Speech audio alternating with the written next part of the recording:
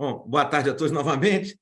Já estamos aqui todos. Eu queria, antes de mais nada, agradecer muito honradamente a presença aqui conosco nessa tarde dos meus prezados senador Romero Jucá e Samuel Pessoa. A ideia é que a gente possa conversar um pouquinho nessa tarde sobre o tema que, evidentemente, está na ordem do dia no Brasil, que é a reforma tributária, né? Temos aqui conosco, então, o senador Romero Jucá, ex-senador da República, líder dos governos Fernando Henrique, Lula, Dilma, só no primeiro ano, e Michel Temer, além de ministro do Planejamento do governo Temer, economista de carreira, consultor, presentemente. O senador Romero Jucá sempre foi reconhecido nacionalmente como um dos interlocutores mais técnicos para assuntos econômicos no Congresso Nacional durante muitos anos. Uma honra muito grande tê-lo aqui conosco, senador, muito obrigado.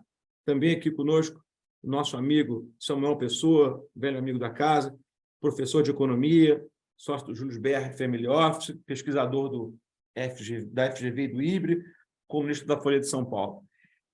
Acho que nós três aqui, e nessa uma audiência tão distinta que já nos alegra com sua presença, nós podemos conversar um pouco sobre a reforma, especificamente sobre os próximos desafios dela no Senado da República. Eu ia pedir aqui 5 minutos, não mais do que isso, iniciais, para compartilhar com os colegas que nos assistem um perfil geral da reforma, né? Eventualmente, se alguém não tiver ainda, vamos dizer, up to date com o tema, com a última aprovação, então seria importante a gente conversar um pouquinho sobre o perfil geral, uma coisa aqui rápida, de 2, 3 slides, né? Para lembrar, então, aos colegas que o que nós tivemos na semana retrasada foi a aprovação de uma reforma tributária sobre o consumo, né? Ou seja, uma reforma tributária que, basicamente, se destina a substituir a sistemática de tributos sobre o consumo hoje existente para criar uma nova. E como é que isso seria feito? Basicamente, através da substituição dos 5 tributos hoje existentes sobre o consumo, ISS, ICMS, IPI, PIS e COFINS, pelo IVA, né? Um imposto sobre valor agregado, que terminou se dividindo em 2, né? Então, a gente teria o chamado IBS, Imposto sobre Bens e Serviços, para estados e municípios, e a CBS, Contribuição sobre Bens e Serviços, para a União Federal. O IVA poderia ser um só, terminou virando 2 por uma razão elementar de desconfiança legislativa, né? Ou federativa. Municípios e estados não confiam no poder central, não gostariam que a arrecadação ficasse centralizada, então teremos 2 tributos, né? 2 tributos serão como gêmeos siameses e terão o mesmo perfil, o mesmo fato gerador, a mesma base de cálculo, enfim, na prática serão idênticos, né? Quais são os traços distintivos dessa reforma, de maneira assim muito breve, né? Em primeiro lugar, nós temos uma base de incidência ampla, uma reforma que onerará todas as operações feitas pelos contribuintes, seja com bem, serviço, direito. Então, acaba aquela discussão de hoje, o que é mercadoria, o que é serviço. Acabou. Vamos para um IVA de terceira geração, um IVA que gravará todas as operações do contribuinte até a ponta final, até o consumo. Um dado importante é que ele tem uma base de incidência ampla.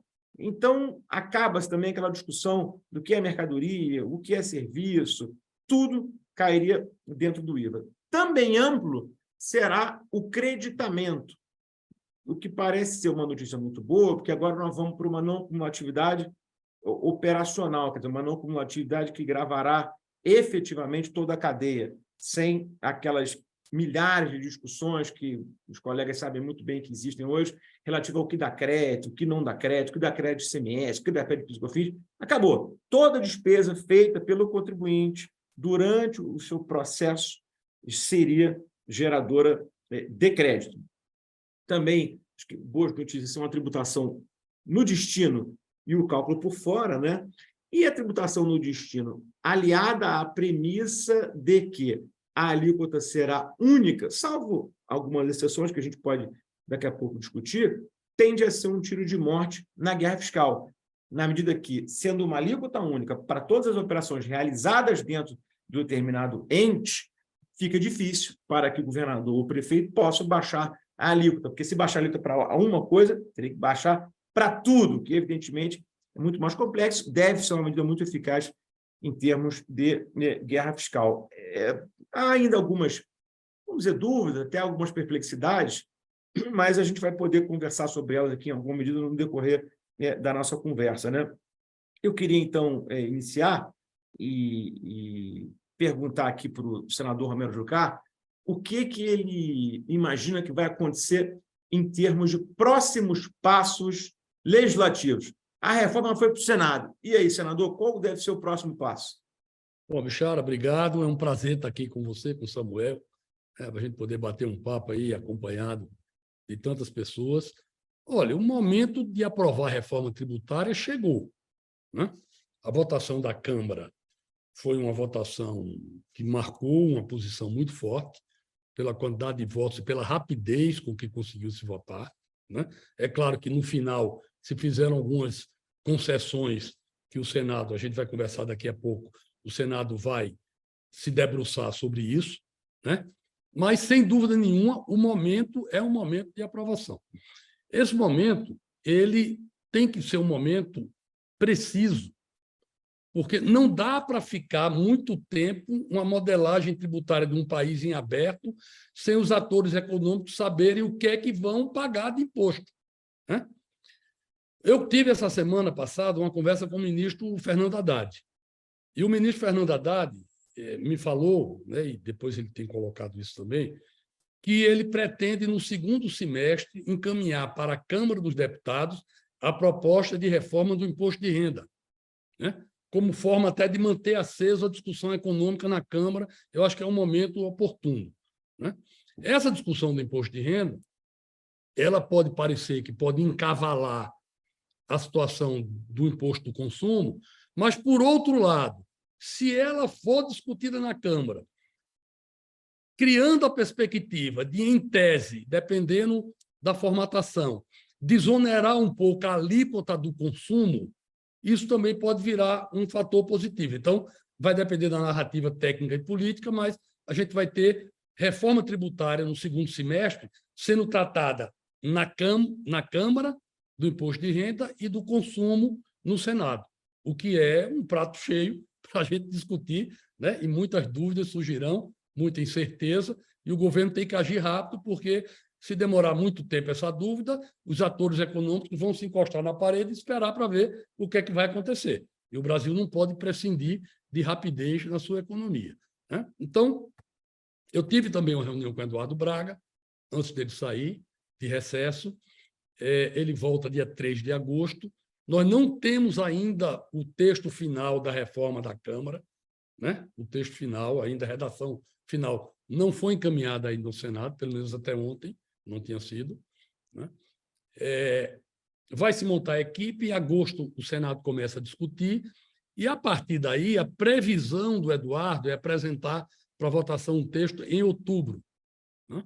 Até porque esse texto vai voltar para a Câmara, vão existir mudanças, e essas mudanças serão feitas e a Câmara vai precisar apreciar, porque, diferente de projeto de lei complementar ou diferente de projetos normais, medidas provisórias, o Senado, nesse caso, não é só casa revisora, é casa implementadora. A mudança que o Senado aprovar, quando voltar para a Câmara não pode restabelecer o texto dela e valer.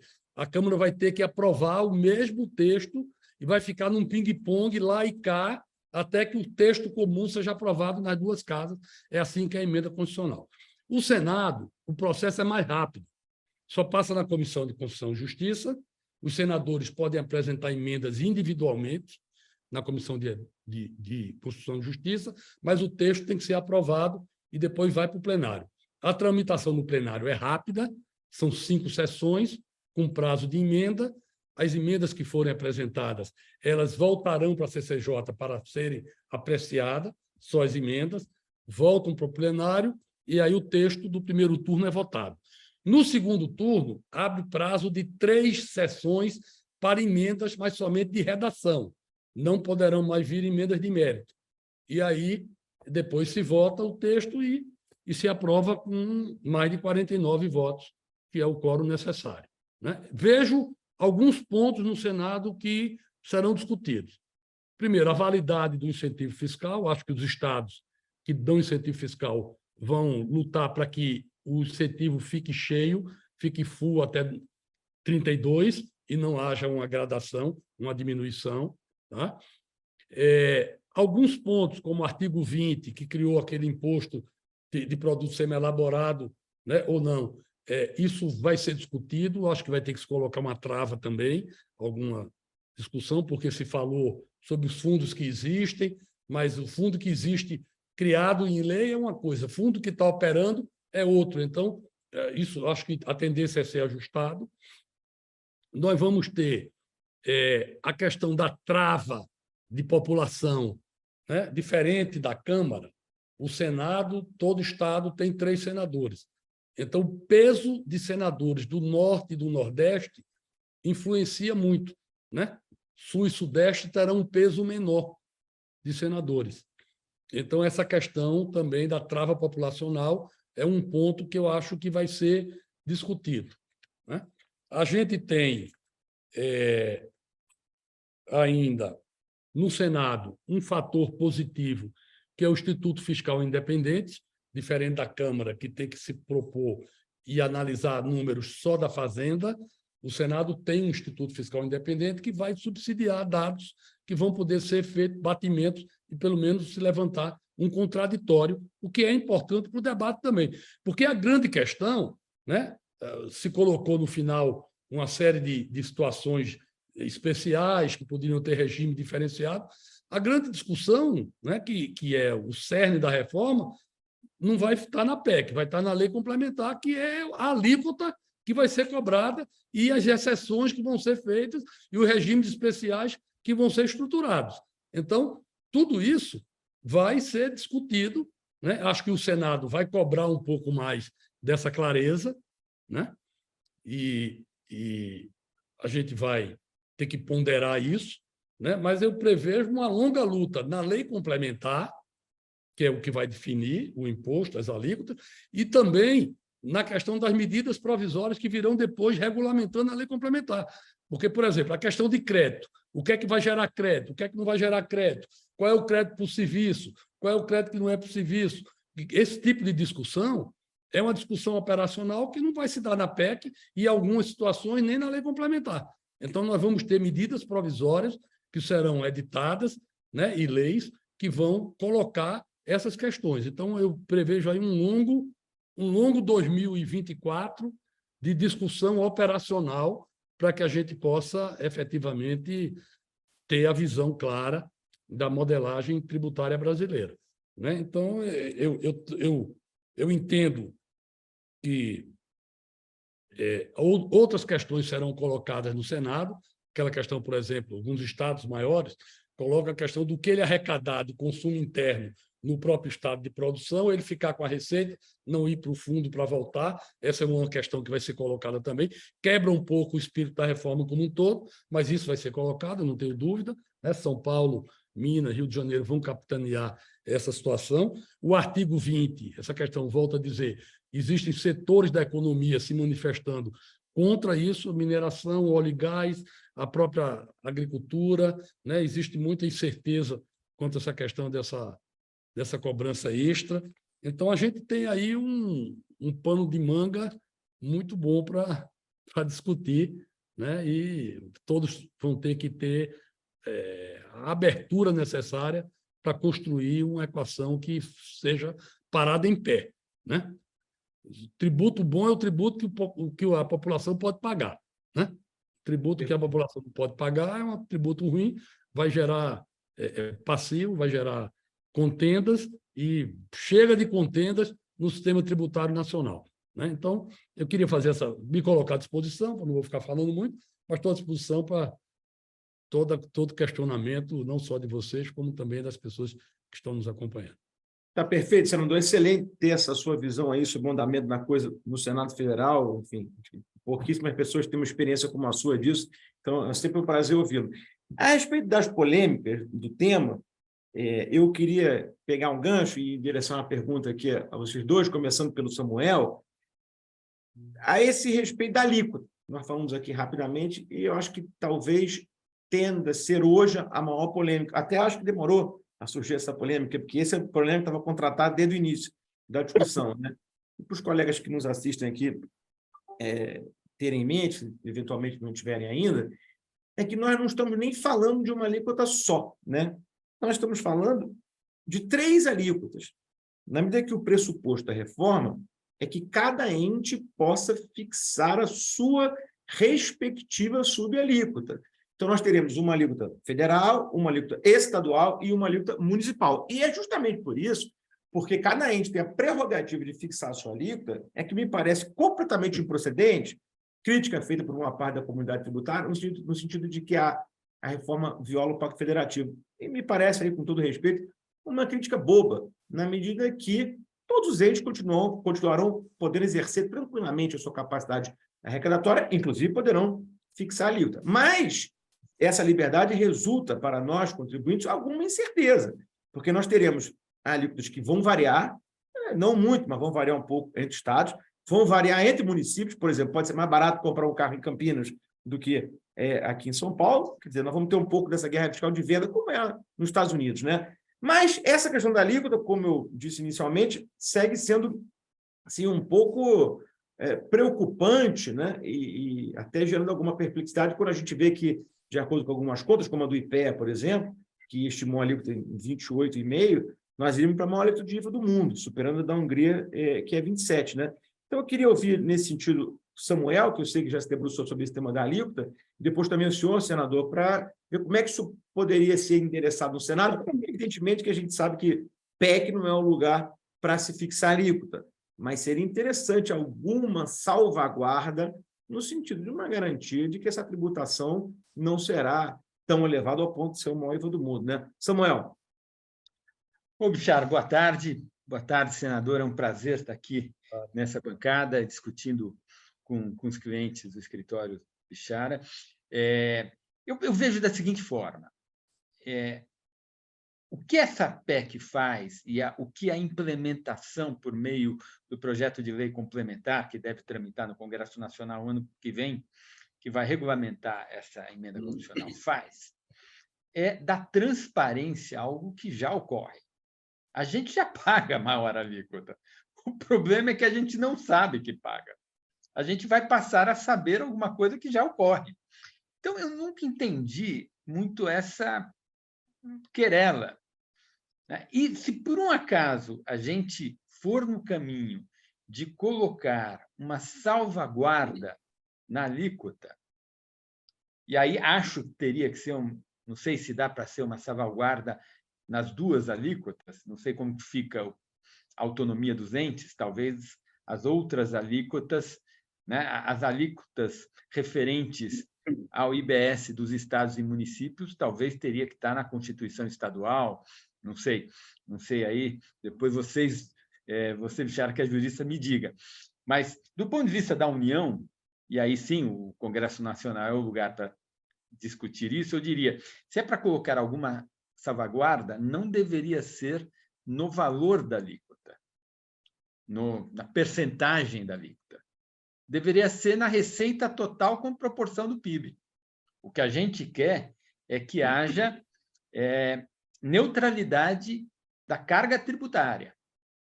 Ora, a alíquota que vai gerar essa neutralidade depende de como for a redação da lei. Nós sabemos que tem alguns setores que vão entrar numa alíquota reduzida, que será 40% da alíquota cheia, tem alguns outros setores que estarão isentos do CBS, do IBS, da CBS, e, portanto, dependendo do equilíbrio político e de quanto por cento do PIB brasileiro encaixar-se naqueles setores que serão subtributados, a alíquota cheia vai ter que ser maior. Essa é uma questão aritmética. E, evidentemente, é legítimo da política escolher setores para serem privilegiados por esse ou aquele motivo. Mas, ao fazer isso, a gente tem que saber que estaremos aumentando o gravame sobre os outros setores. E, portanto, se eu considerasse uma trava, a trava eu acho que deveria ser na carga tributária e não na alíquota. eu concordo com o Samuel. Eu acho que o princípio da neutralidade está dito na PEC, né? Mas não tem mecanismo para poder fazer com que isso seja aferido e seja impulsionado, né? Então, acho que o Senado vai... Vou trabalhar nessa linha, eu já comecei com o Eduardo, acho que precisa ter algumas travas, né, para poder se ter o princípio, o princípio basilar da reforma. A narrativa principal é de que haverá neutralidade, não haverá aumento de impostos, né? Se você pegar o serviço ou esses setores mesmo, Samuel, que eles estão tendo uma diminuição da alíquota cheia, eles, em tese, estarão pagando mais do que pagam hoje, né? Já estarão. Então, você tem aí, para onde você olha, você tem perspectiva de excesso de arrecadação. Então, esse excesso de arrecadação precisa ser podado.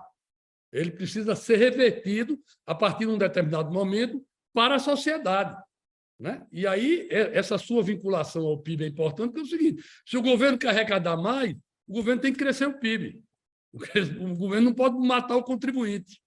Entendeu? Eu acho que esse é um grande princípio para que a gente possa estimular a proatividade da economia.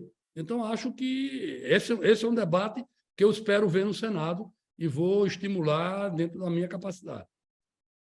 Bichara, diga. Bichara, poderia fazer uma pergunta para o senador? Claro. Aliás, falar nisso, desculpa só te interromper, lembrar os colegas que nos assistem que quem quiser mandar pergunta é só usar a ferramenta de chat do Zoom, que a gente está aqui à disposição. Então, faça você a primeira, Samuel. É um privilégio estar aqui numa live com um político com a experiência e com o currículo do senador, né? Então, a gente fica querendo fazer um monte de perguntas, né? O senador falou numa questão, lembrou-nos que o ministro Fernando Haddad está considerando enviar ainda este ano para a Câmara a outra proposta, em outubro. A minha impressão que é a proposta do imposto de renda, cujo objetivo é aumentar a progressividade dos impostos, né? Tem todo o tema da tributação de dividendos, etc. Tem um lado que pode ser positivo, porque, eventualmente, se houver alguma perspectiva de aumento da carga tributária dos impostos sobre a renda, e que até seria desejável, porque o Brasil explora menos do que os seus pares essa base tributária, haveria espaço de negociar alíquotas menores no IBS e na CBS. Agora, meu problema, minha dúvida, e essa é a pergunta que eu gostaria de encaminhar ao senador, é que o ano que vem vai ser um ano duríssimo com a tramitação da lei complementar. Porque, na verdade, é a lei complementar que vai ser o pega para capar, a impressão que eu tenho. A minha pergunta é, dado que essa tributação sobre a renda é um tema que não está com muito consenso, né? É só ver o que aconteceu com a tramitação desse projeto de lei, quando o Paulo Guedes mandou, há uns 3 anos atrás, o que aconteceu, e parece que, diferentemente da tributação sobre o consumo, que avançou bem em 2020, o ex-presidente Rodrigo Maia tomou para si, chegou a ser discutida, fez muitas audiências, e teve um acúmulo. Nesse tema, acho que a sociedade acho que o consenso político é muito menor. A minha pergunta é, será que tratar desse tema agora, e certamente entraria pelo ano que vem, porque se mandar em outubro, novembro, acho muito difícil que a tramitação na Câmara ocorra esse ano, quando a prioridade deveria ser tramitar a lei complementar do imposto de renda, do imposto sobre o consumo, me desculpe, será que não vai encavalar? Esse é o tema que eu gostaria de ver a elaboração do senador. Encavalar vai, mas eu acho que é preciso encavalar. Quando o Paulo Guedes mandou o imposto de renda, eles na Câmara aprovaram o fim do juro sobre capital próprio, tributação de dividendos, aí se discutia tributar o estoque para trás que não foi distribuído. Ou seja, era um processo estanque que previa aumento de arrecadação, mas não previa nenhum tipo de compensação para o contribuinte. Era mais receita. Tá? O modelo tributário brasileiro, eu defendo esse encavalamento, porque eu acho que tem que ser discutido como um todo. A capacidade de pagar imposto do cidadão é uma só. Se ele vai pagar imposto de renda, imposto sobre consumo, imposto sobre alguma coisa, ele não tem 3 rendas, né? Ele tem uma condição de vida, né? Então, acho que, se for bem conduzido, esse processo, ele mandando para a Câmara o imposto de renda, e para o ano a gente discutir imposto de renda, que aí é alíquota, que aí é cobrança, é cálculo, junto com a questão do consumo, da alíquota do consumo, eu acho que dá para você fazer uma sinergia e dá para ver efetivamente como equilibrar esses dois pontos, entendeu? O governo tem que discutir a sua arrecadação como um todo. O cidadão tem que discutir a sua capacidade de pagamento de imposto como um todo.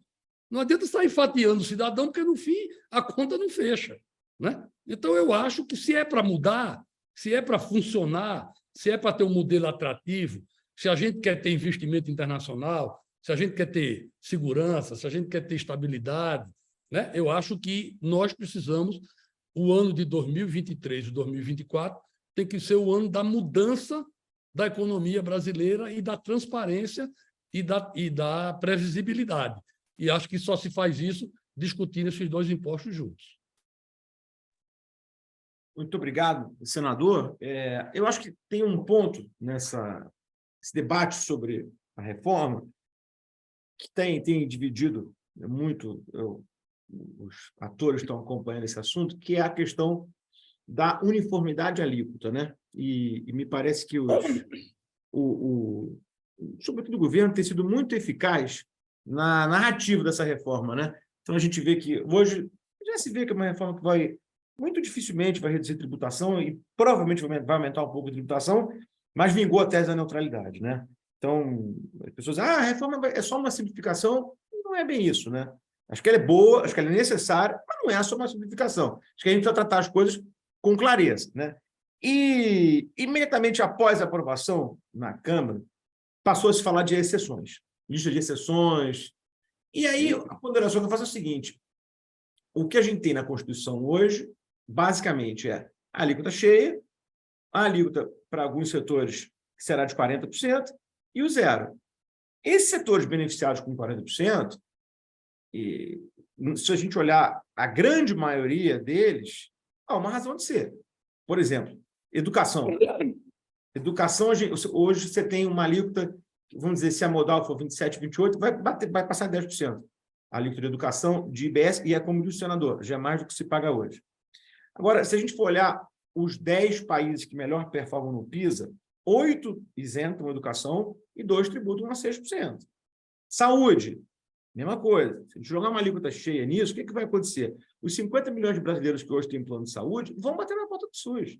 Quer dizer, eu não sei se eu consigo ver com essa simplicidade o tema da alíquota única. Vou dar um outro exemplo. Há mais ou menos 10 anos, o custo de tarifa de ônibus aumentou em 20 centavos. Todo mundo lembra o que aconteceu. Quer dizer, eu não acho que seja possível fazer reforma tributária no Brasil com essa simplicidade da alíquota única. E acho que também não estou falando nenhuma novidade. Se a gente for olhar, mais de 90 países que têm o IVA têm algumas alíquotas. Não estou falando de essa loucura que é o ICMS hoje, evidente. Mas, por exemplo, a Alemanha tem 4 alíquotas, Inglaterra tem 5 alíquotas, França tem 4 alíquotas, Itália tem 5 alíquotas. Isso é normal pelo mundo. Né? Não é normal. Então, eu acho que foi correta a opção do legislador aqui de criar pelo menos 2 alíquotas, mais o 0, 3, se assim preferirem. Não, acho que há alguma polêmica em torno disso, inclusive sobre o manejo dessa expressão exceções, que para mim já é por si só uma expressão preconceituosa, né? Eu queria ouvir Samuel e o senador a esse respeito. Samuel, acho que tem uma divergência aqui comigo, mas é importante porque a divergência anima o debate, né? E depois queria ouvir do senador como é que ele acha que esse assunto vai se acomodar no Senado. Ô, Bichara, vamos lá. Ótima questão.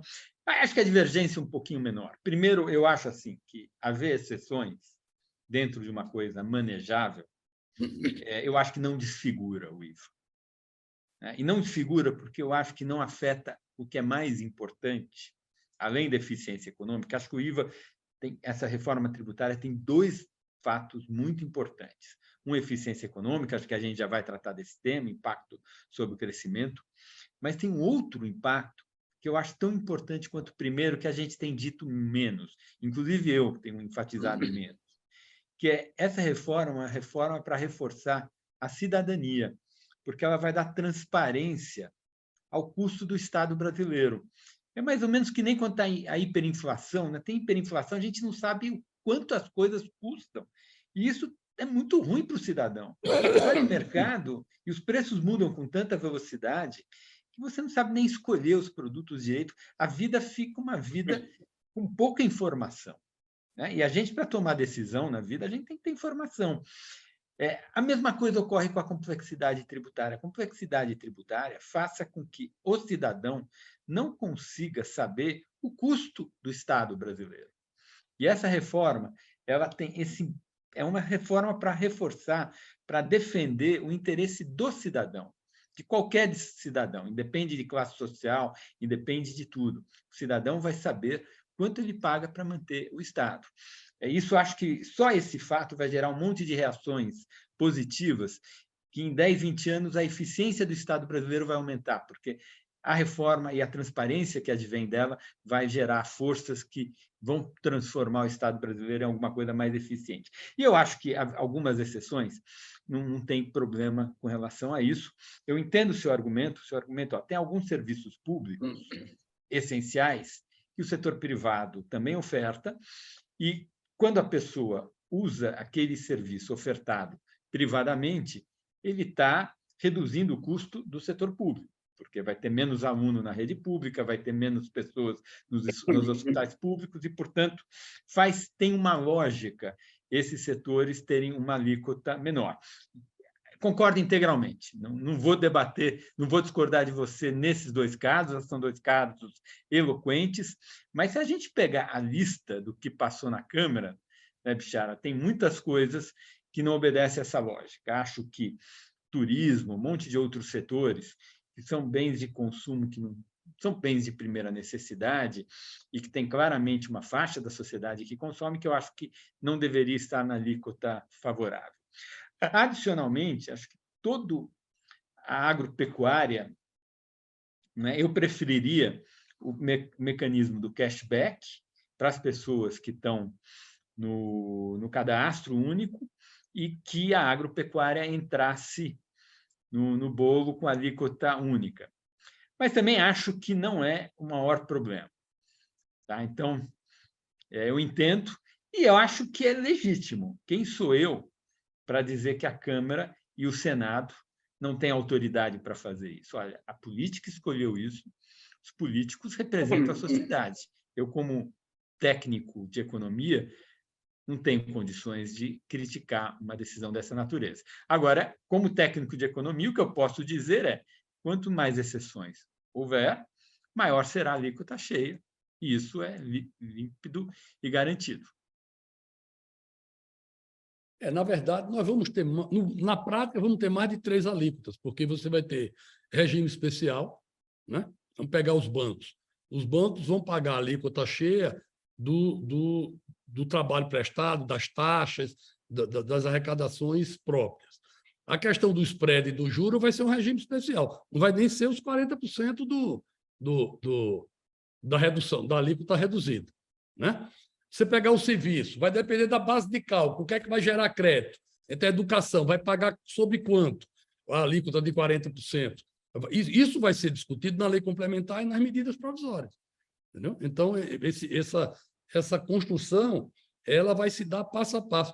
Por isso que eu considero importante essa trava do crescimento da arrecadação do PIB e essa questão da vinculação com a receita do imposto de renda. Porque, no fim, a gente vai ter que fazer um mix aí para ficar suportável. Não acho que politicamente, a gente vai ter a maior alíquota do mundo, não acho. Acho que vai se dar um jeito, porque essa reforma tributária também é uma bandeira política, né? E aí, olhando do lado político, nenhum político quer sair da reforma tributária dizendo que criou a maior alíquota do mundo, né? Isso destrói uma narrativa política de anos. Então, o governo vai ajustar, acho que está colocando o bode na sala para depois baixar um pouco e não ficar abaixo de 27%, que é a maior do mundo. Nós temos aqui já muitas perguntas, né? E eu vou tentar resumir, fazê-las em bloco. Assim, acho que tem uma aqui do colega Juarez Otero, eu acho que representa várias outras e endereçam a questão de um aumento realmente brutal que será verificado no setor de serviço. Então, diz aqui o Juarez. Quanto ao ISS, algumas das principais entidades do setor de tecnologia de informação, TI e internet do país apontam um aumento de carga em decorrência da reforma. A carta assinada e lista das entidades expressou o posicionamento contrário à PEC 45, aprovada na Câmara. Segundo as associações, a reforma traria um aumento de até 189% da carga tributária do setor. Acho que esse é um assunto sério, gostaria de ouvir a opinião. Olha, aí não tem muito jeito, né? Se o setor está pagando quase zero, o aumento vai ser quase infinito por cento, né? Porque é o que paga sobre a base, se a base é próxima de zero. Ou seja, a gente sabe que tem setores que, por processo histórico, são muito subtributados. Não, Samuel, mas aqui não é próximo de zero. Ele paga ISS, PIS e COFINS hoje. Tá, isso é quanto? 8,65, tiveram presumido. Então, alguma coisa próximo de 9. É. Vai para 27, é até mais, 189. É até mais.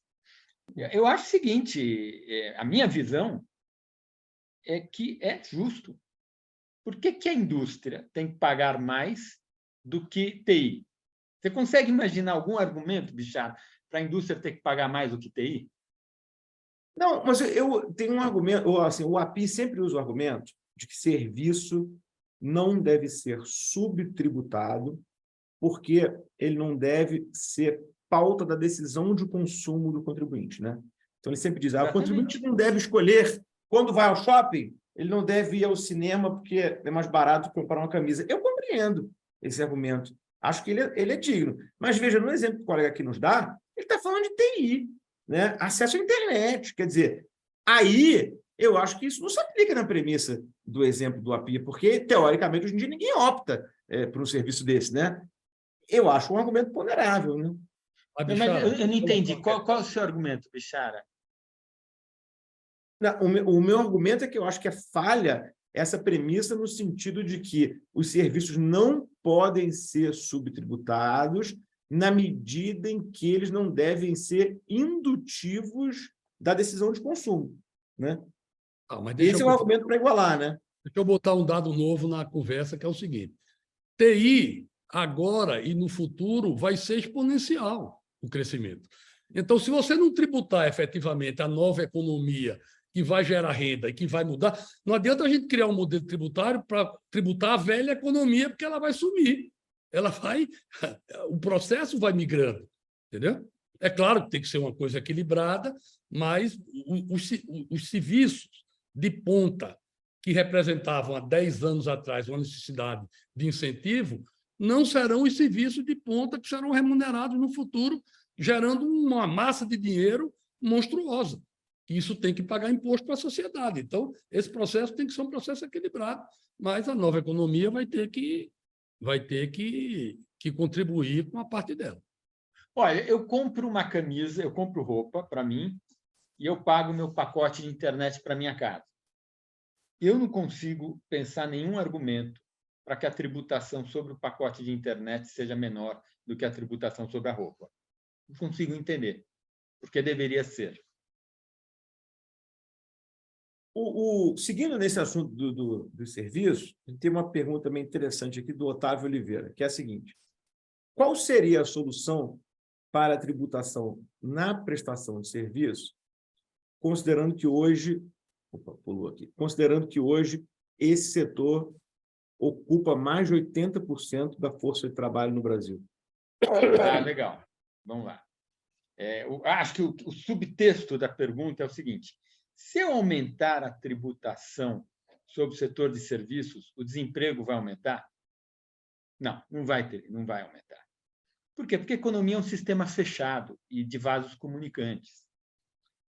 Preço, assim, a gente recebe renda e a gente gasta renda.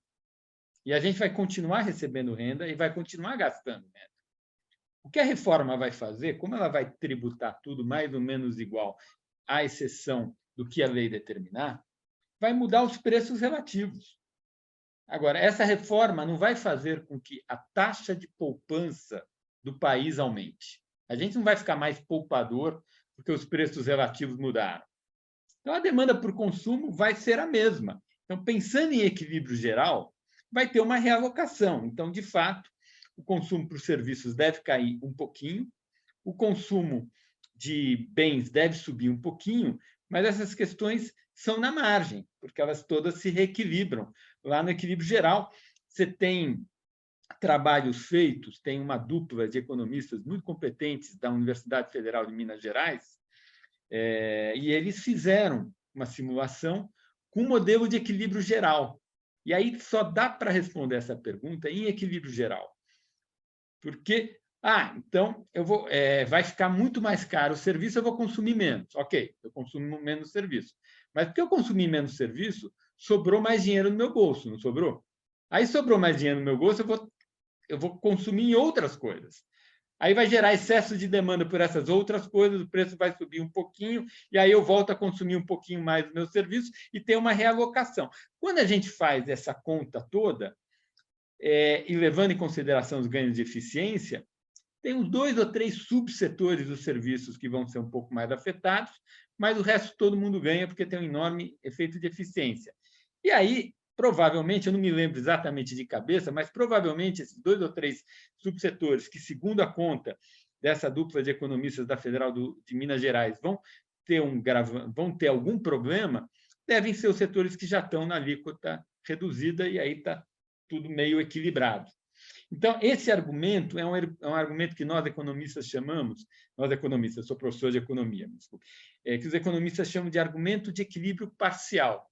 Você olha um mercado só, diz aí vai ficar mais caro e vai sofrer. Mas como essa reforma é uma reforma ampla, ela só pode ser analisada do ponto de vista de equilíbrio geral, e aí as forças se compensam.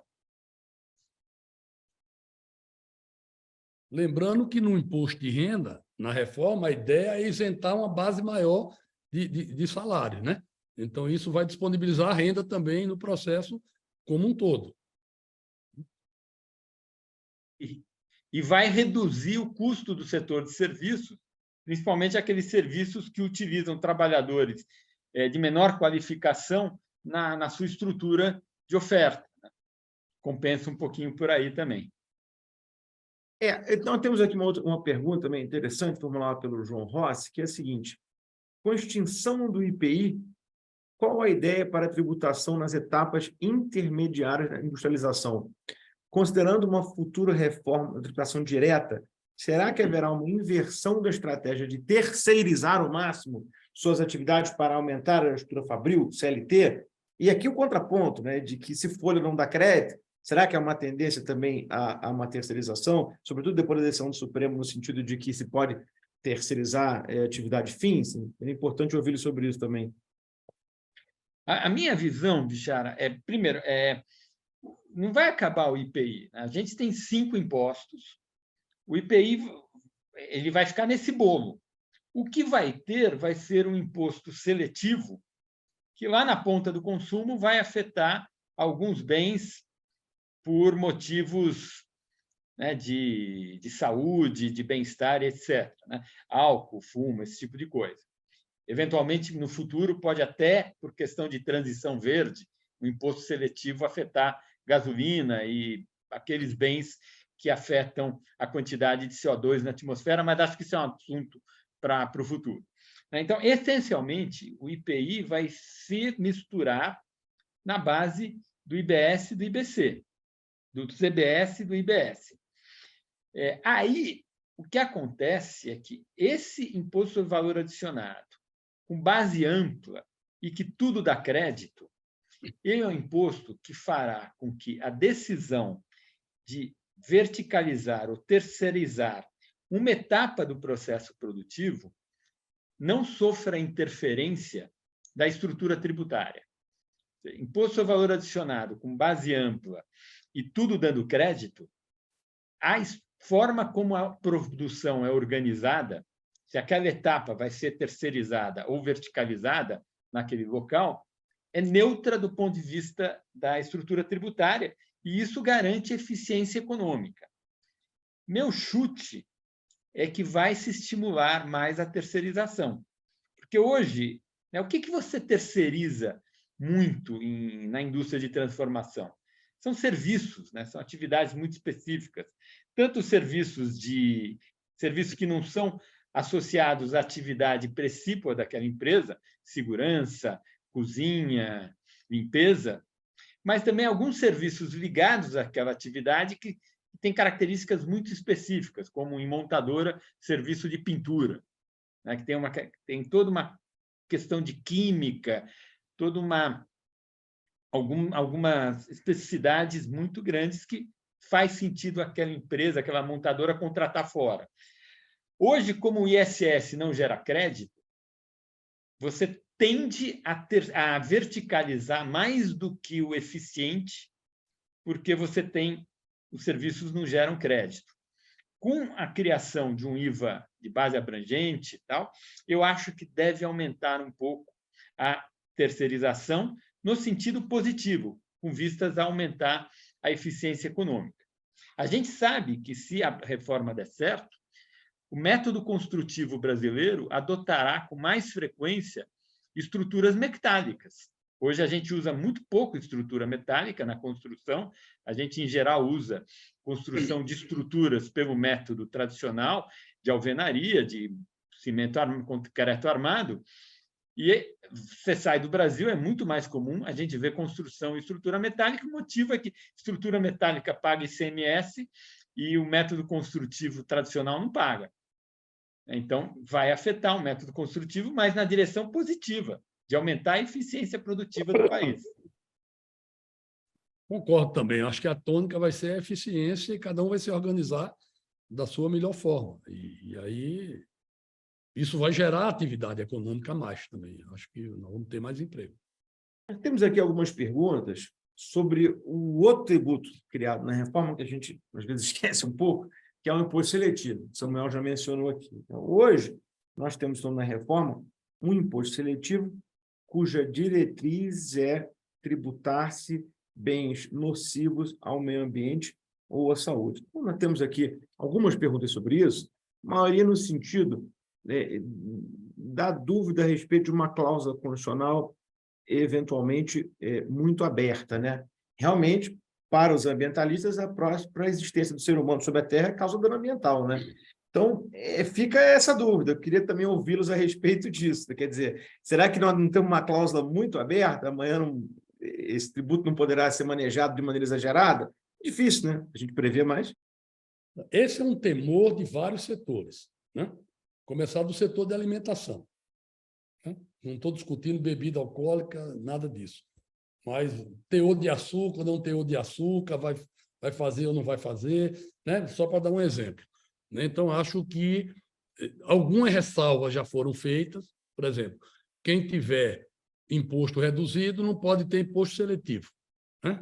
Já está lá no dispositivo, né? Outras questões serão colocadas no Senado também, né? Então, acho que esse é um ponto que vai ser debruçado no Senado, essa abertura maior de qualquer coisa que gere mal à saúde ou qualquer coisa que gere dano ao ambiente, porque pode ser qualquer coisa, né? Então, acho que não, essa abertura gera insegurança para a lei complementar.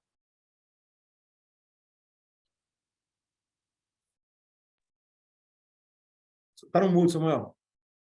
Bichara, essa pergunta eu não tenho a menor competência de responder.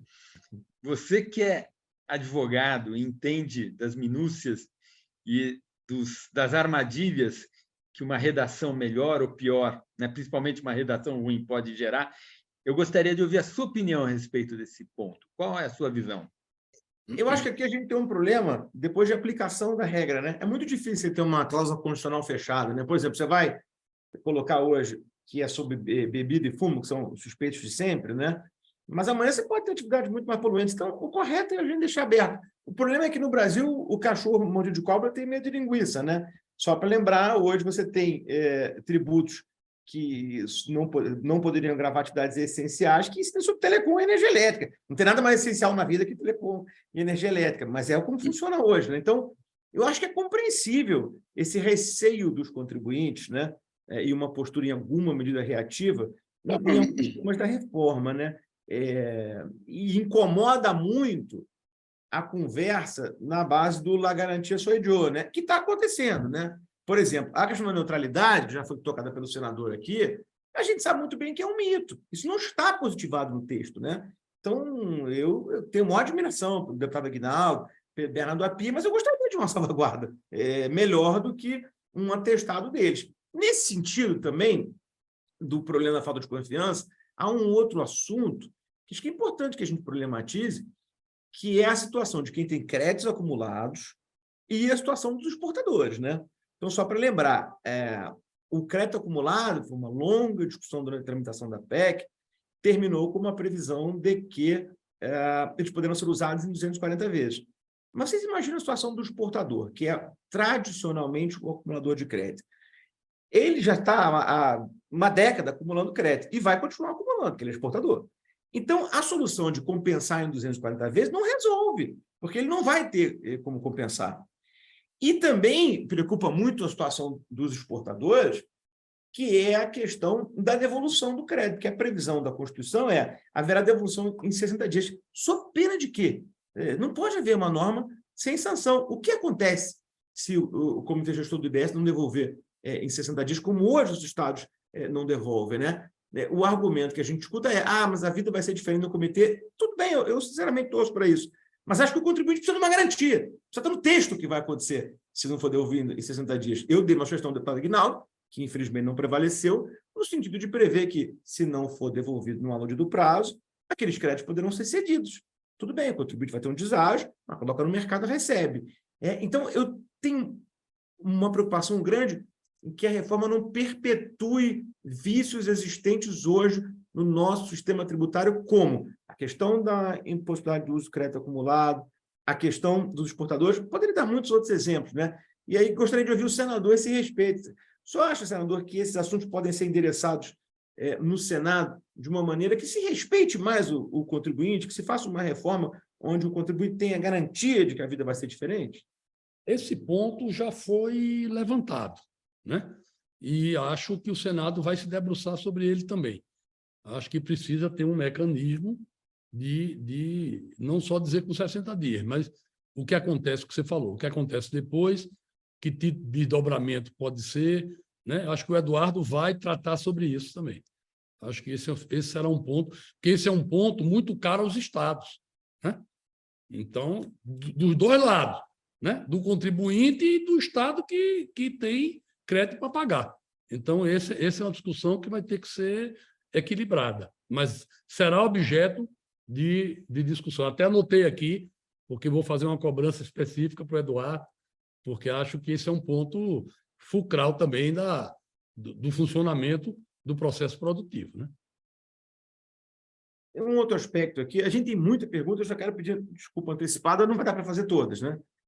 Mas tem uma pergunta aqui interessante do nosso colega Rian Bonfim, diz o seguinte: com essa nova sistemática de aproveitamento de crédito prevista na reforma, vocês acreditam que poderá haver um desestímulo às empresas do Simples Nacional? Ou melhor, poderia desestimular empresas a comprarem de empresas do Simples? Esse é um ponto interessante, eu queria fazer só uma observação para quem nos assiste e que eventualmente não esteja familiarizado com o que aconteceu com o Simples.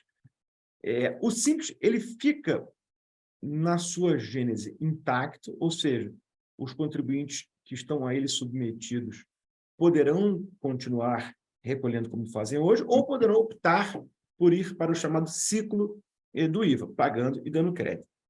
A questão importante aqui ao contrário do que acontece hoje, quando um contribuinte submetido ao Simples prestar serviço para uma empresa de lucro real, ele não vai gerar um crédito cheio. Ele vai gerar um crédito na exata proporção do tributo pago por ele, que infinitamente é menor do que acontece hoje. Então, ele vai para uma situação, vamos dizer, comparada à de hoje, prejudicial. Certamente, vai se dizer que mas ele vai ficar como deveria ser, vai ficar em level playing field comparado com os outros prestadores de serviço. É verdade. Só que a gente tem que lembrar que a Constituição manda que se aplique um tratamento diferenciado e benéfico ao contribuinte do Simples. Então, trazê-lo para uma sistemática que é prejudicial vis-à-vis a que ele tem hoje, eu não sei se atende ao melhor interesse do comando constitucional. Gostaria de ouvir nossos dois expositores aqui sobre isso. Bem, a minha impressão é que o Simples deixará de pagar crédito, né? Como você explicou, o crédito será menor, porque será um crédito pro rata, ou seja, na razão da imputação daqueles impostos no Simples. É uma piora com relação ao status quo, mas não é uma piora com relação ao regime do Simples.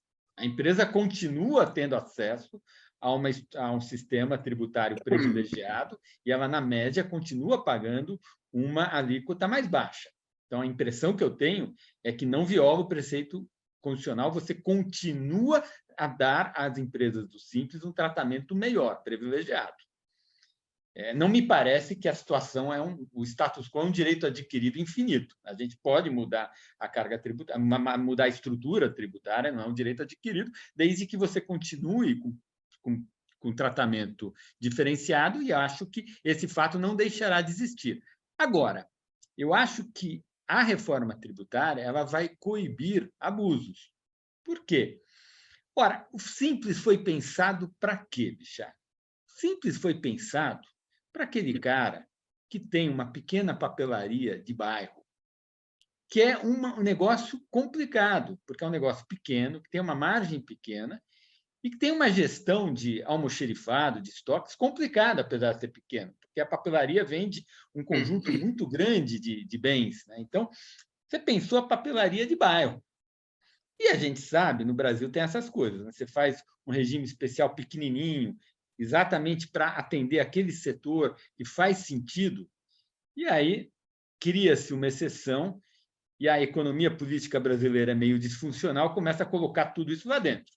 Um exemplo que a gente tem isso foi lá no passado, criou-se a desoneração da folha de salários, a desoneração da folha de salários era para melhorar a vida da indústria de transformação, que estava sofrendo a concorrência com a China. 3 anos depois, 4 anos depois, o PIB brasileiro inteiro estava lá e você não conseguiu sair daquilo até hoje. Então, eu acho que essa lógica é positiva, porque você vai continuar dando benefício para a papelaria do bairro, não vai mudar nada para ela, mas todas as empresas que estão no Simples por planejamento tributário, como você simplificou muito o regime normal, como o IBS, o CBS, vai tornar a estrutura tributária brasileira muito mais simples e vai reduzir muito a litigação, você vai fazer um processo saudável de estimular com que diversas empresas saiam do regime de Simples e entrem na cadeia produtiva, todo mundo vá para o lucro real, que é o mais desejado. E que o Simples fique exatamente para os casos pelos quais ele foi pensado, que é o caso de um botequim de bairro, uma papelaria de bairro e assim sucessivamente. Então, eu acho que é saudável. E o ajuste aconteceu porque precisava acontecer, né? Se você não coloca o Simples nessa condição, você não aprovava a reforma, né? Você ia ter um embate muito grande, então acho que está no caminho correto. O processo vai se ajustando, né? É o que o Samuel falou, não é uma corrida de 100 metros, isso é um processo, é uma corrida de profundidade, e acho que o governo tem que ter os mecanismos para ir ajustando e podando os excessos. É o que vai acontecer, eu espero. Temos aqui também algumas perguntas relativas à própria modelagem de tributo sobre o consumo, né? Quer dizer, a gente vê que hoje, sempre a resposta quando se critica uma alíquota potencialmente alta é que esse tributo grava apenas a ponta final consumidora, sendo teoricamente neutra no decorrer do ciclo produtivo. O problema, sem querer me atrever na área dos nossos dois convidados, dois economistas, é que parece surgir uma questão até elementar de inelasticidade de preço, né? Quer dizer, para usar o exemplo da papelaria que o Samuel citou, a papelaria que hoje está no Simples tem uma tributação de 4%, 5%. Vai para o ciclo do IBS, vai para 28%. Quer dizer, será que ela vai conseguir aumentar a caneta, um maço de papel, tudo isso com essa tranquilidade? Ou será que uma boa parte desse tributo não vai ficar pelo caminho na economia, aí sim gravando as empresas? Vale a pena a gente se lembrar que, em termos de transição, a ideia original do Bernardo Api, que era de 10 anos, foi alterada. Nós temos uma transição hoje que é mais confusa do que longa, né? Então, por exemplo, a transição federal, onde quem está no presumido vai de 3,65 para 12, será abrupta, será entre 26 e 27. Né? Então, aí automaticamente você matou todo mundo que está no presumido e vai para 12. E a transição do IBS municipal e estadual, essa sim vai durar 4 anos contra 10. Né? Então, assim, em termos de transição, a coisa piorou muito. Né? Então, eu queria ouvi-los aí a esse respeito, a essa questão, vamos dizer, eminentemente econômica e não jurídica. Eu acho, Bichara, a questão econômica, sem discutir a transição, do ponto de vista para onde nós vamos, é aquele argumento que eu disse aqui, de equilíbrio geral. Todo mundo vai repassar tudo. Por que todo mundo vai repassar tudo? Porque esta reforma não tornará o Brasil num país mais poupador. A gente vai continuar gastando a nossa renda com consumo. Ou seja, o dispêndio total da economia não vai ser afetado por essa reforma. Então, o dinheiro vai ter que ser gasto em alguma coisa, vai ter só as imputações e como que esse imposto vai ser repassado para tudo. Eu acho que, na média, a gente vai consumir um pouco menos de serviço, na média, a gente vai consumir um pouco mais de bens, mas é tudo muito menos, porque tem esses efeitos de equilíbrio geral que sempre amenizam o choque inicial, os efeitos de repercussão, os efeitos de equilíbrio geral, eles, em geral, são na direção amortecedora e vai se ajustar. Agora, a regra é essa, né? Por que o pacote de TI que eu compro, de internet que eu compro de uma empresa, de uma operadora qualquer, tem que ter um imposto menor do que a roupa que eu compro? Eu não consigo imaginar nenhum argumento para justificar isso. Eu entendo o argumento para a escola, para a saúde, para a internet eu não entendo. Mas, Samuel, só uma coisa, desculpe interromper, senador, mas só uma coisa, eu compreendo com clareza o seu ponto. Só que a gente também não pode se desprender da premissa de que no mundo real, o sujeito que opera esse serviço, como o do TI que você está aqui, vai ter um aumento de 200%, né?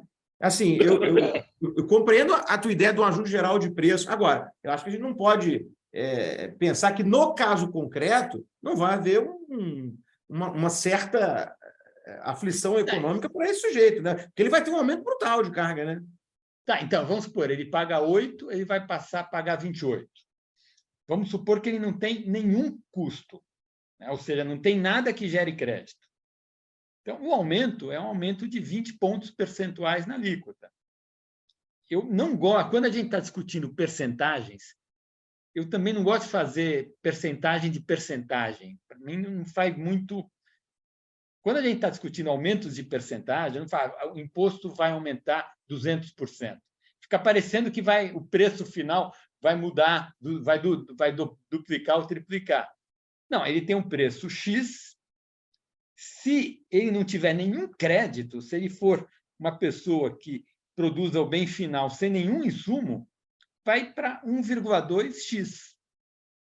É isso, 1,2x, aumenta esse preço, ele repassa para o consumidor, e o consumidor não vai, ou ele não consome aquilo, vai consumir outra coisa, ele vai ter que pagar. A gente sabe que, quando tem um aumento de imposto, esse aumento de imposto ele é rachado entre o lado da oferta e o lado da demanda. Mas, em equilíbrio geral, o impacto vai ser muito menor do que a gente imagina. E a discussão de crédito também, né? Porque é outra discussão que vai ter que ter. Então, o que é que vai gerar crédito em cada situação? Não é uma... E provavelmente é possível que muitos desses setores de serviços que não geram crédito, eles não estão gerando crédito porque a estrutura tributária não permite que os créditos sejam usados. Então, é possível que a reforma tributária também mude a maneira como se organiza a própria prestação de serviços e haja terceirização de algumas etapas, aumentando a eficiência econômica, e você passa a ter alguns créditos que hoje a gente não tem porque não há possibilidade disso. Exatamente. Mas é um pouco difícil a gente pensar em folha, né? Quer dizer, salvo questão de atividade econômica, o que poderá ser até maléfico para o próprio trabalhador, considerando que folha não dá crédito, eu não sei se há tanto espaço para esse rearranjo, né? Mas, enfim, a gente tem aqui várias perguntas, senador, sobre a questão do famigerado artigo 20, né? Que criou aquela contribuição. Isso não é um jabuti, isso é um dinossauro, né? Sim, eu acompanho em base diária esse assunto da reforma desde 2019.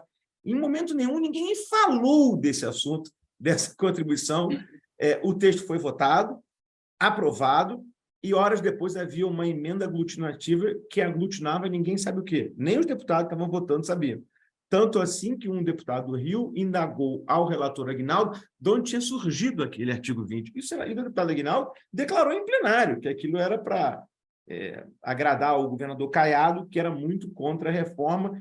E o artigo 20, todos ficaram na mesma página, prevê a prerrogativa de alguns estados, para ser preciso 17, criarem um tributo em substituição a fundos hoje existentes, fundos que funcionam hoje basicamente para compensar benefícios fiscais, né? Rápidas curiosidades. Primeiro, esses fundos, juntamente com os benefícios fiscais e juntamente com o próprio ICMS, acabariam em 2033. No entanto, o artigo 20 prevê que haja o tributo até 2043, né? Produtos primários ou secundários. Além disso, a gente teria, se aprovado esse artigo, a esdrúxula figura de um tributo que poderia ser criado apenas por alguns estados, não por todos, né? Então, eu queria lhe ouvir nesse sentido, senador. Só acho que esse assunto deve ser endereçado como no Senado? Esse assunto vai ser debatido no Senado, né? Ele surgiu realmente do pleito de alguns governadores, né? Hoje, apesar de dizerem que tem 17 estados que têm leis criadas de fundo, né? Só 4 operam, 4, né? Goiás, Mato Grosso do Sul, Pará, a questão mineral. Então, isso vai ser discutido também, né? O que é que vai ser previsto? É a lei criada? É a lei que está em operação? É o fundo que está cobrando hoje? Como é que vai ficar? Qual é o prazo? Eu acho que o Senado vai mitigar isso. Os setores estão demandando o Senado em cima dessa situação e acho que isso vai ser pauta de alguns ajustes. Bixara, a maneira como eu vejo, eu acho assim, acho que esse tema não deveria estar sendo discutido no IVA, é outro tema. Agora, me parece, a teoria econômica diz que renda associada a recursos naturais pode ter uma tributação extra. A gente sabe, quando a gente pega o setor de petróleo, a gente tem a participação especial e tem o royalty, que são impostos que não existem em outros setores econômicos, e a justificativa econômica para esses impostos é que o petróleo, um valor do petróleo é o capital que foi usado para extraí-lo, o outro valor do petróleo é o trabalho que foi usado para extraí-lo, outro valor é a tecnologia, todo o P&D que as empresas fazem, mas depois você paga tudo isso, ainda sobra alguma coisa, que é aquele recurso mineral, é o presente de Deus. E esse presente de Deus tem que gerar uma tributação, e é diferente da produção de carro, é diferente da produção de um monte de outros setores. Então, todo bem ou serviço que tem um conteúdo muito grande do que a gente chama o fator da terra, as propriedades as propriedades materiais não reprodutivas do recurso natural, pode ser tributado adicionalmente. O que não é razoável fazer é essa tributação estar associada ao uso que é feito depois. Se é uso interno ou externo, ou seja, tributar a exportação, não. Mas tributar a produção de recursos naturais faz todo sentido, a teoria econômica diz que deve ser tributado. Eu olho a produção de recursos minerais, me parece que a tributação no Brasil é baixa. Eu vejo um estado como o Pará, que tem uma operação da Vale gigantesca, e parece que o estado deveria ter uma renda maior. Acho que esse tema faz sentido. mas ele não deveria ser tratado no contexto de um IVA. É um imposto não sobre consumo, esse é um imposto sobre a produção de um bem que tem um conteúdo muito grande de recursos naturais. Eu estou plenamente de acordo com você. Eu acho que pode ter uma oportunidade de tributação aí, mas não nessa contribuição esdrúxula, né? Que, além do mais, gerará um não repasse respectivo para os municípios, né? Que, sendo contribuição, né? Acho que os estados estão aprendendo isso com a União, né? A gente está aqui já com 1h15 de conversa, acho que está ótimo, tenho certeza que todos gostariam de ficar aqui um pouco mais, mas eu não quero aí, ocupar muito mais a agenda dos nossos palestrantes. Queria fazer aqui, talvez, uma última pergunta. Um outro assunto que tem preocupado muito na reforma é a questão dos benefícios fiscais, né? Nós sabemos que a PEC 45 endereça não só a extinção de benefícios fiscais, como a proibição, via de regra, de criação de outros, né? O problema é que há contribuintes hoje que gozam de benefícios fiscais contratados com o Estado, né? O Estado lato sensu aqui, e não podem ter isso abrupto e livremente encerrados, né? Os contratos precisam ser cumpridos pelo ente público, né? Nas versões anteriores da PEC, havia um silêncio ensurdecedor sobre isso. Pois, enfim, muita conversa com o deputado Aguinaldo, acho que ele se sensibilizou nesse aspecto e previu, então, que o fundo, aquele fundo que os estados e a União discutiram muito, compensaria esse benefício. Mas, na redação final, a gente vê que ficou uma coisa meio ambígua. Não deu para entender direito se a União compensará os estados e ela, os contribuintes, que, a partir de 28, terão reduções proporcionais no benefício fiscal, que já findaria em 33, ou se os contribuintes serão ressarcidos diretamente do fundo, né? Então, eu queria perguntar aqui, especialmente para o senador Romero Jucá, se ele tem alguma visão disso, quer dizer, você acha que esse assunto ainda vai ser debatido novamente, senador? Esse assunto vai ser muito debatido, né? Vai se discutir a extensão dos benefícios na sua completeza, de acordo com a lei federal de hoje, que estende até 32. Tá?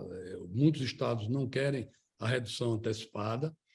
Além disso, vai ser rediscutido valores também, não tenho dúvida disso. Tá?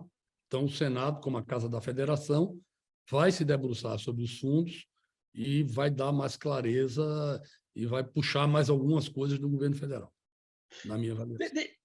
Bichara, deixa eu colocar minha visão desse tema. Na verdade, eu discordo da sua proposição. Acho que aqui a gente discorda, legal. Acho que aqui a gente tem discordância maior. Eu acho o seguinte, você tem uma estrutura tributária, complexa, tal. Aí alguém faz investimento por uma arbitragem tributária. Ok? Ele fez um contrato com aquele governador, está tudo certo. Na minha opinião, aquele investimento feito por uma arbitragem tributária com um governador, com um ente da federação, não deveria ser direito adquirido se a sociedade, por meio de uma PEC, resolve mudar a estrutura tributária. Eu acho que está errado o entendimento jurídico. Acho que faz parte do negócio, do risco do capitalismo, alguém fazer um investimento baseado numa arbitragem tributária, não ter o seu direito garantido se a sociedade, por meio de uma PEC, 3/5 em 2 turnos, resolver mudar a estrutura tributária. A sociedade não deveria ser refém de arbitragem tributária feito entre o setor privado e um governador de Estado. Eu acho que isso é risco do negócio. Você está num país confuso, você está num país que a estrutura tributária é uma bagunça, você tem um governador que está dando um incentivo, em geral, com recurso de outro ente da federação, porque vai ser numa alíquota interestadual, uma coisa que é meio absurda, e aí esse cara corre um risco. E ele não quer correr esse risco. É um capitalismo meio esquisito. Faz parte desse risco ter o direito da sociedade de modernizar sua estrutura tributária e ele correr o risco do negócio. Então, eu tenho um entendimento diferente nessa questão. Essas divergências que acho que animam a conversa, né? Eu realmente, nesse particular, eu divido a não mais poder de você, né? Eu acho que a gente flertar com a desobediência de contratos celebrados, não pelo governador, aí pelo poder legislativo local, em última análise, pelo povo local com o contribuinte, acho que é flertar com a barbárie jurídica. Não, né? mas, Bixara, eu não entendi um ponto. Por que é desobediência? Não é nenhuma desobediência. Está na lei. O artigo 79 do CTN prevê que benefícios onerosos, aqueles que pressupõem investimentos por parte do contribuinte, não podem ser livremente suprimidos, entendeu? Não, eu sei, eu entendo isso. O governador não está suprimindo. Agora, quem está suprimindo é uma PEC. É 3/5 da sociedade em 2 turnos. Eu acho Agora, que quando o cara faz aquilo... Eu já fui contratado, Bichardo, já me contrataram em consultoria para eu dar a minha opinião. Samuel, você acha que vai mudar ou não? Ou seja, as pessoas, quando tomam decisão de investimento, você tem risco no negócio. Você tem risco. Se o país é uma bagunça absurda, eu acho que... Eu entendo, quando é uma coisa simples, uma coisa clara, mas aqui você tem até níveis diferentes. Né? Samuel, eu compreendo o teu argumento tranquilamente, respeito, lógico, mas eu acho que tem que ter sensibilidade para o seguinte: você imagina o jeito que foi montar uma fábrica de automóveis no Nordeste. Aquela empresa multinacional fez um bid mundial para ver onde ia se instalar. Claro que ela optou por isso é legítimo, por um lugar onde oferecesse, no bojo das condições necessárias, uma maior vantagem para ela, incluindo a tributária. Agora, o Estado não pode puxar o tapete do contribuinte, né? Acho que se o Brasil fizer isso, e acho que também não vai fazer, a mensagem que a gente passa para o mundo é justamente no sentido de que nós não somos um país confiável, de que nosso regime tributário muda ao sabor do vento. E PEC pode muito, mas não pode tudo. Eu acho que a gente tem uma questão aqui de que é até elementar. Juridicamente falando, assim, me incomoda muito, mas, claro, eu acho que... eu acho assim, o Brasil tem um problema, Bixara, que quase tudo vira direito adquirido. Né? Assim, no resto do mundo não é assim. O resto do mundo tem alguns riscos. Né? Quando você vai fazer um investimento que você sabe que por trás daquele investimento tem uma maluquice, você fica com o pé atrás. Não, mas você não pode dizer que uma lei é uma maluquice, Samuel. Uma lei aprovada pelo parlamento não é uma maluquice. A estrutura tributária brasileira vigente é uma maluquice. Eu não concordo. Senador, o senhor quer desempatar ela? Deixa eu desempatar botando uma vertente nova, que é o seguinte: para aprovar, tem que ser aprovado pela política. E a vertente política não aprovará uma quebra assim de um direito adquirido nessa discussão. Eu não discuto tecnicamente, eu acho que o Samuel está correto. Agora, a viabilidade política de aprovar, por isso que eu digo, até a gradação de 28 a 32 de incentivo, a minha expectativa é que no Senado vá ser full, porque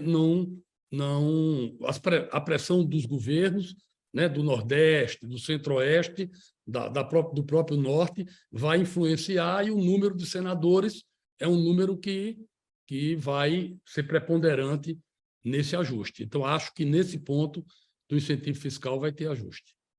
Bom, já são aqui 4h20, acho que o papo está ótimo, né? Mas eu queria pedir, então, que os nossos ilustres convidados fizessem uma mensagem final aqui, para a gente, não, afinal de contas, não abusar tanto da agenda deles, começando aqui pelo Samuel. Ô, Bixara, muito obrigado pelo convite. Foi uma enorme satisfação estar aqui com você, com o senador Romero Jucá, tanto tempo não tinha oportunidade de encontrá-lo, e com seus clientes. É um prazer discutir esse tema. Eu estou animado. Eu acho que essa era uma agenda que tá atrapalhando muito o nosso desenvolvimento. Eu acho que essa reforma tem muitos elementos parecidos com o Plano Real. Acho que a redução da complexidade tributária hoje é parecido com a estabilização macroeconômica lá atrás. É uma coisa que nem inflação, começa pequenininho, você não sente ela, você convive com ela, vai lidando, mas aí chega uma hora que a disfuncionalidade é tão enorme que a sociedade para e diz: a gente tem que mudar isso. Acho que a gente está chegando nesse momento. Isso sinaliza que, se nós conseguirmos negociarmos entre nós uma legislação tão complexa, sinaliza maturidade do sistema político, maturidade da sociedade, e sinaliza que a economia vai ter ganhos de produtividade no médio prazo e vai ser muito bom para todo mundo. Acho que é uma ótima coisa o que está acontecendo agora com a gente esse ano. Bom, eu agradeço a oportunidade também, Bixara. Quero agradecer a companhia do Samuel, que é sempre enriquecedora, brilhante, né? Acho que nós temos um componente diferente só da questão técnica, que é o momento político. O momento político ele é propício, ele vai acontecer, né? Ele foi construído ao longo dos últimos anos, não é uma coisa que foi ficando madura, né? No governo Michel Temer, nós bolamos a CBS, que era a junção do PIS/COFINS, terminamos não apresentando. O Paulo Guedes veio, agregou algumas questões, né? E eu acho que agora chegou o momento da gente aprovar essa legislação que é fundamental para o futuro do país, para gerar emprego, para crescer a nossa economia, para nós atrairmos os investimentos que o país precisa.